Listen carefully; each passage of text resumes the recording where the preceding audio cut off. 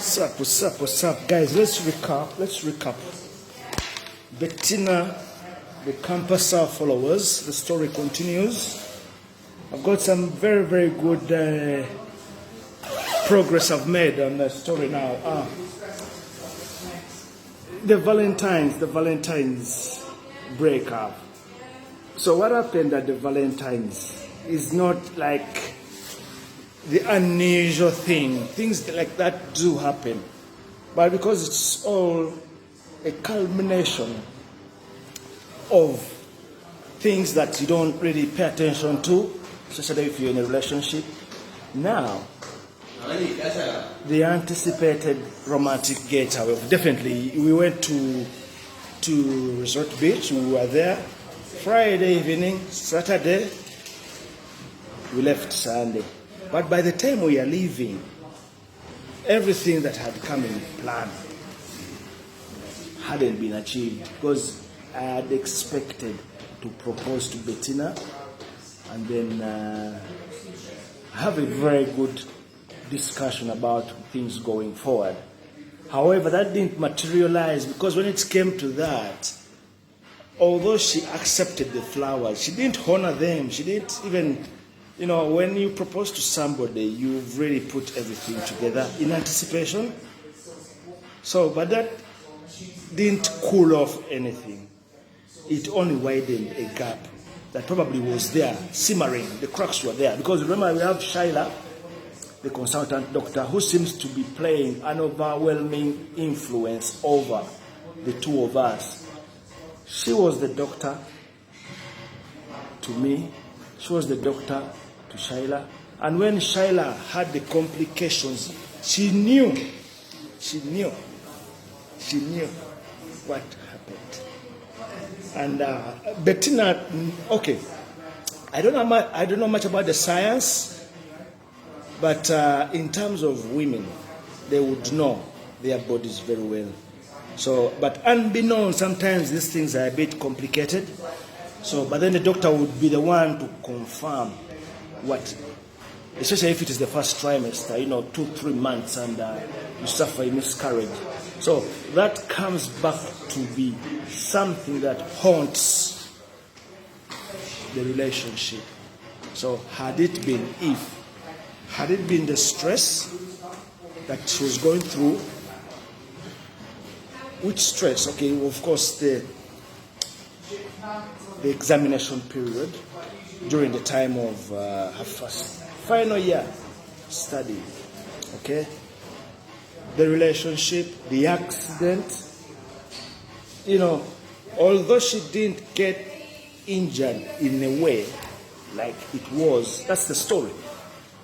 But it could have probably been traumatized by it, a near close call, a near death experience or something of that kind. Do you get me?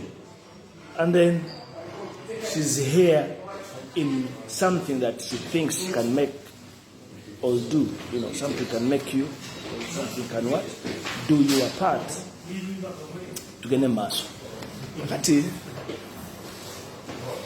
After her graduation, which I did not attend because I was working in Tororo, Malaba, Busia, Jinja, Mbale, all over the eastern part. Business was good. I was making money, and it was the best thing that was happening at that time. Because had I been in URA, I probably would be. I would be drawing a salary, moving money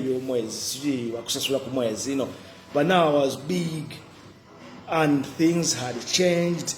My priorities were like, once you live a life of excess, let's talk it like that, you think every day is tomorrow. We have split up technically. I come to Kampala occasionally to see Bettina, just to check on her, hi, blah, blah. And she's doing her own thing now. She's like, but my worry was, had she gotten another man in her life? It wasn't true. It was one of those very much times I came around, then she brings about the conversation of the house. Because I don't think she would settle for the apartment to move in. She would settle for something that is hers, that she's made of, and that's where the billionaire mansion comes in. And because we were familiar with the Entebbe Road, she knew probably ideally that would be a place to reminisce. But still, I think that was something that was to come to fruition. 2000, everything takes another direction. You get me? And that's how it's called a poison chalice. Something can be good, but something bad can be in that good. Not even in my mind had I expected at that point to be making the maiden voyage to Europe. It was her idea. And, you have to come, you furnish my house, blah, blah. All these are things people talk about. And especially if there's money hanging around, there's a lot of money to spend. You call it disposable income. So you do things to what they call aggrandizement. You aggrandize, you want the best. So if I'm going to woo Bettina back in my life, I've got to set her apart from Shaila. And it's like a grandiose statement.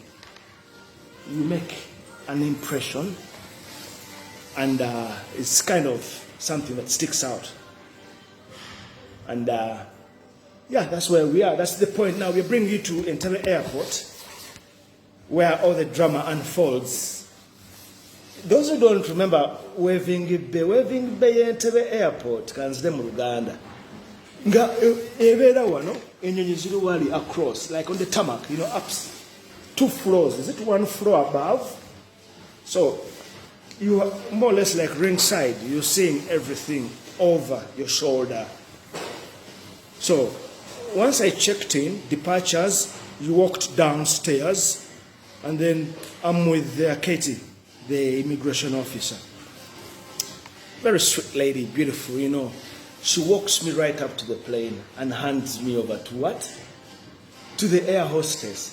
So the air hostess, Kenya Airways KQ flight, had the impression that I was somebody big, probably, and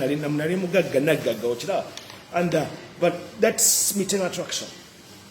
So she says, this is a first time traveler, blah blah blah blah blah blah. Manye abakazi kambabuli abakazi baagala nnyo status.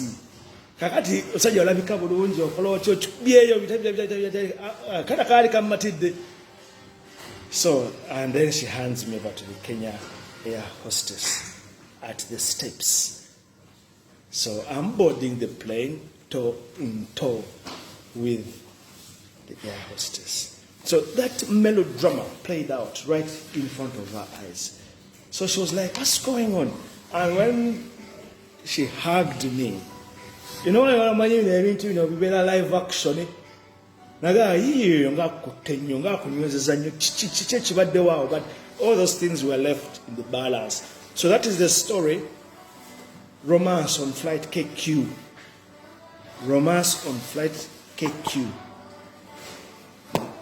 Entebbe to London. That's this. I've already done that story already, and the maiden voyage as well. But we are now on this Bettina story. So Bettina, that's the last time. But when I come back from London, what has changed?